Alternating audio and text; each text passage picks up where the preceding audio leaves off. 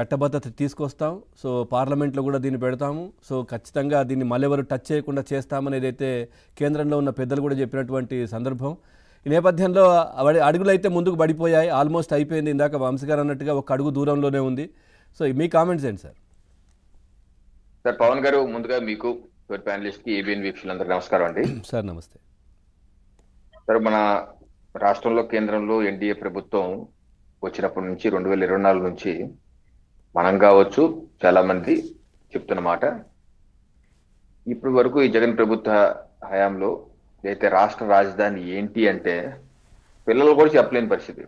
రాష్ట్ర రాజధాని ఏంటి అంటే నవ్వుల పాలైపోయాం. అవును, దేశంలో కాదు విదేశాల్లో కూడా నవ్వుల పాలైపోయాం. అటువంటి పరిస్థితి మరి ఒక్కసారి రాకూడదు. మీమ్స్, క్విజ్ పోటీలు, క్విజ్లు అసలు చాలా పాపం యువత ఏపీలో ఉన్నటువంటి అందరూ కూడా చాలా ఇబ్బందులు పడ్డారు. జడ్జిలు కూడా సందర్భంలో చెప్పిన మాట మనం గుర్తు చేసుకోవాలి. అవును, అందరూ బాధపడ్డారు. ఆంధ్రప్రదేశ్ కు ఇక రాజధాని నయ్యే కైసే స్టేటే అనే పరిస్థితి జాతీయ స్థాయిలో. అవును, ఆ రకమైనటువంటి కలగాపులగం చేసి పెట్టేసి జగన్మోహన్ రెడ్డి గారు రాష్ట్ర ప్రజల్ని అవమానపరిచారు. అందుకని ఇటువంటి దురాగతులు చేసే వ్యక్తులు మరోసారి ఒక 50 ఏళ్ళ తర్వాత వచ్చినా రాష్ట్ర రాజధానికి ఇబ్బంది ఉండకూడదు అని ఆ రోజు నుంచి చెప్తున్నాం. మనం ఈ యొక్క అమరావతిని రాష్ట్ర రాజధానిగా చేసే విధంగా చట్ట సవరణ చేసి దీని దీన్ని సీల్ చేసేయాలి, సీల్ ప్యాక్లు చేసేయాలి అని చెప్పేసి మనం అంటున్నాం. అయితే దీన్ని ఏప్రిల్ 28, 2025 రాష్ట్ర ముఖ్యమంత్రి గారు చంద్రబాబు నాయుడు గారు అమరావతి రైతులతో వారి క్యాంప్ కార్యాలయంలో మీట్ అయ్యారు. 4 రోజుల ముందు, ఇప్పుడు ప్రధానమంత్రి నరేంద్ర మోడీ గారు శంకుస్థాపన చేసే సమయానికి ముందు మీట్ అయితే రైతులు కూడా ఆ రోజు చంద్రబాబు నాయుడు గారు చెప్పారు, ఇలా దీన్ని మీరు చట్టబద్ధత చేయాలి, పార్లమెంట్ లో చెక్ చేసే విధంగా చూడాలి అంటే ఆ రోజు చంద్రబాబు నాయుడు గారు నేను దీన్ని కేంద్రం దృష్టికి తీసుకువెళ్తాను, సాధ్యాసాధ్యాలు పరిశీలించి మీకు చెప్తాను. ఆ తర్వాత జూన్ మాసంలో 2025లో రాష్ట్ర కేబినెట్ లో అమరావతిని రాజధానిగా చేస్తూ చట్ట సవరణ చేయాలని చెప్పి తీర్మానం చేసింది. రాష్ట్ర కేబినెట్ తీర్మానం చేసి కేంద్రానికి పంపించింది, కేంద్ర హోంశాఖ. అది కేంద్ర హోంశాఖ నుంచి లా మినిస్ట్రీకి వెళ్ళింది. లా మినిస్ట్రీలో బిల్లు డ్రాఫ్ట్ రెడీ చేసి దాన్ని కూలంకషంగా చర్చించి దాన్ని ఒక రూపు తీసుకొచ్చి మళ్ళీ హోంమంత్రికి పంపించారు, హోంశాఖకి. హోంశాఖ దాన్ని త్రూ చేసి ఇప్పుడు కేంద్ర కేబినెట్ కి ముందు వెళ్ళింది. ఇది కేంద్ర కేబినెట్ ఏదో సమయంలో దాన్ని ఆమోదించి పార్లమెంట్కి పంపాలి. అది ఈ శీతాకాల సమావేశాల్లోనే ఈ చల్లటి వాతావరణం చల్లటి కబురు చెప్తారా, అయితే బడ్జెట్ సమావేశాలు ఆగాల అన్నది ఒక 10 రోజుల్లో మనకి తెలుస్తుంది. ఈ విషయం మీద కేంద్ర హోంశాఖ కేంద్ర సహాయ మంత్రి అయినటువంటి పెంపసాని చంద్రశేఖర్ గారు కూడా మొన్న వారం రోజుల క్రితం కూడా రాష్ట్ర ప్రజలు చెప్పారు, లా మినిస్ట్రీలో అది క్లియర్ అయిపోయింది, హోంశాఖ పంపించామని కూడా వారు విషయాలు చెప్పారు.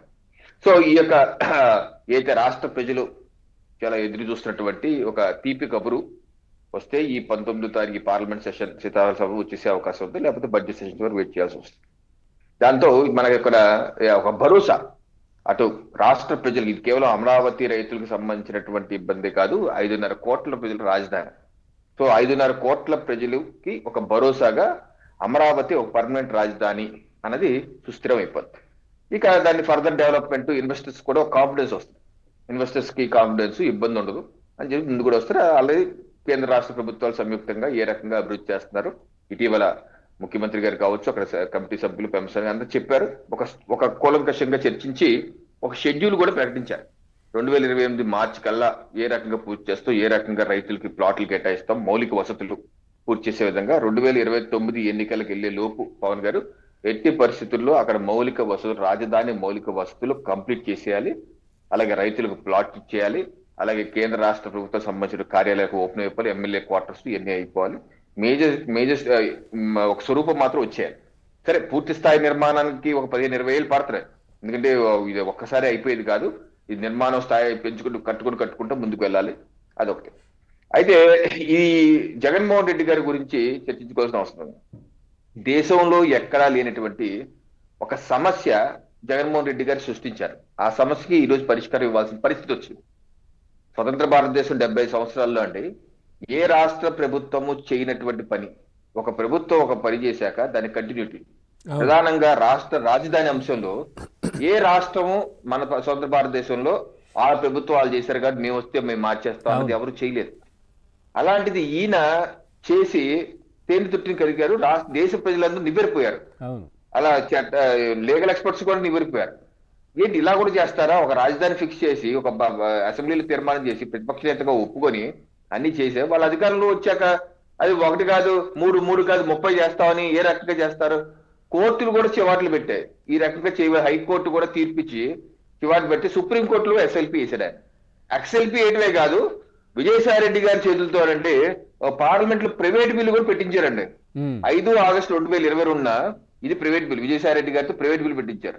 ఈ ప్రైవేట్ బిల్ అంటే తెలుసా? అసలు ఏది రాష్ట్రాలకి ఏది legal status of the United power of states remain unclear అని రాజ్యాంగంలో ఈసారి స్పష్టత లేదు. అందుకని రాజ్యాంగ అధికారులు 3ని సవరించి రాష్ట్రాలు ఎన్ని రాజధానులు పెట్టుకునే విధంగా రాజ్యాంగ సవరణ చేయాలి. అలాగే హైకోర్టు ఈ రకంగా రాజధాని మార్చుకోవడం తీర్పిచ్చింది. అది చెల్లదు, అది కుదరదు, అందుకని మీరు రాజ్యాంగ సవరణ చేయాలని చెప్పి పార్లమెంట్ లో ప్రైవేట్ బిల్ కూడా పెట్టినటువంటి గనులను.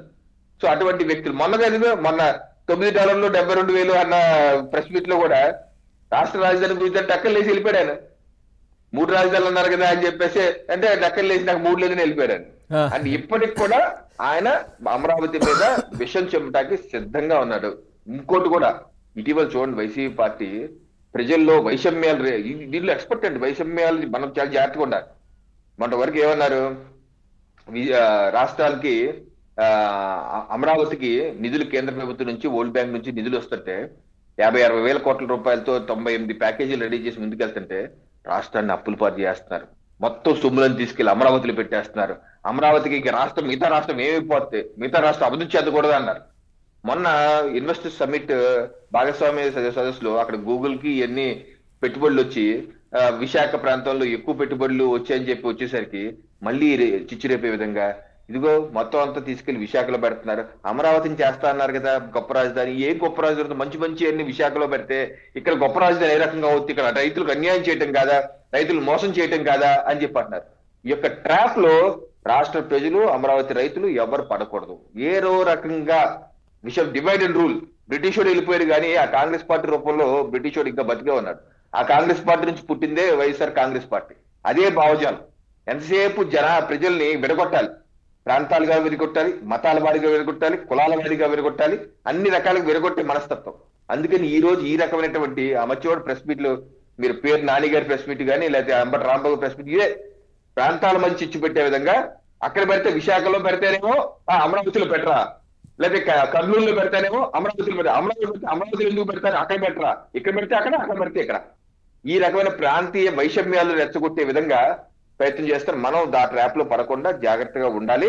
వారి యొక్క ఎత్తులకి పై ఎత్తు ఇంకా కూడా రవికిరణ్ గారు ఏమైనా కేంద్ర ప్రభుత్వానికి అంటే ఆల్మోస్ట్ ఇప్పుడు ఇచ్చినవి చెప్పినవి చెప్పనివి కూడా కూటమి ప్రభుత్వం ఎన్డీఏ కూటమి చేస్తా ఉంది అమరావతికి సంబంధించి కూడా. సో ఇప్పుడు ఈ చట్టబద్ధత అయిన తర్వాత ఇంకా ఏమైనా ఉంటుందా? ఇంకా ఇంట్రెస్ట్ కావచ్చు, బాధ్యతలు కావచ్చు, ఇంకేమైనా పెరిగే ఛాన్స్ ఉంటుందా కేంద్రానికి? ఎట్లా ఉంటుంది? తప్పనిసరిగా ఇప్పుడు కేంద్రం ఏ రకంగా ఇక్కడ సవరణ చేస్తారు, మన ఏపీ రీఆర్గనైజేషన్ యాక్ట్ సవరణ చేస్తారు. అలాగే రాష్ట్ర రాజధాని నిర్మాణానికి నిధులు ఆల్రెడీ సమకూర్చారు. కేంద్ర ప్రభుత్వం గ్రాంట్ ఇచ్చింది. గతంలోనూ 2019 ముందు ఇచ్చింది, ఇప్పుడు కూడా ఇచ్చారు. అలాగే తను షూరిటీగా ఉంది ఏషియా బ్యాంక్, వరల్డ్ బ్యాంక్ నిధులు ఇప్పిస్తున్నారు. అలాగే అవుటర్ రింగ్ రోడ్ ఏదైతే ఉందో రింగ్ రోడ్ మొత్తం నిర్మాణానికి ల్యాండ్ ఎక్విజిషన్ కేంద్ర ప్రభుత్వం వస్తుంది. అలాగే రైల్వేలకి 4,500 కోట్లు, అమరావతి రైలు రాటాకి 4,500 కోట్లు కేంద్ర కేబినెట్ అప్రూవ్ చేసింది. దాన్ని ఆల్రెడీ 2029 ఎన్నికల్లో అది వెళ్ళి పూర్తి చేస్తాము. ఇప్పుడు ఆల్రెడీ వర్క్స్ జరుగుతున్నాయి. సో వర్క్స్ అలాగే కేంద్రం సంబంధించినటువంటి మనం చూసాం, నిర్మలా సీతారామన్ గారు ఒకే సమయంలో ఒక చరిత్ర సృష్టించారు. దేశవ్యాప్తంగా ఫైనాన్షియల్ స్ట్రీట్, దేశంలో ఏ రాష్ట్రంలో లేని విధంగా ఒక ఆర్థిక స్ట్రీట్, ఆ స్ట్రీట్ లోనే అన్ని ఎస్బీఐ బ్యాంకులు, యూనియన్ బ్యాంకు, ఎల్ఐసీలు మొత్తం అంతా రావడం అనేది ఒక చరిత్ర అండి. ఇది ఒకసారి కంప్లీట్ అయితేనంటే ఒక అద్భుతాన్ని ఆవిష్కరించిన అవుతాం.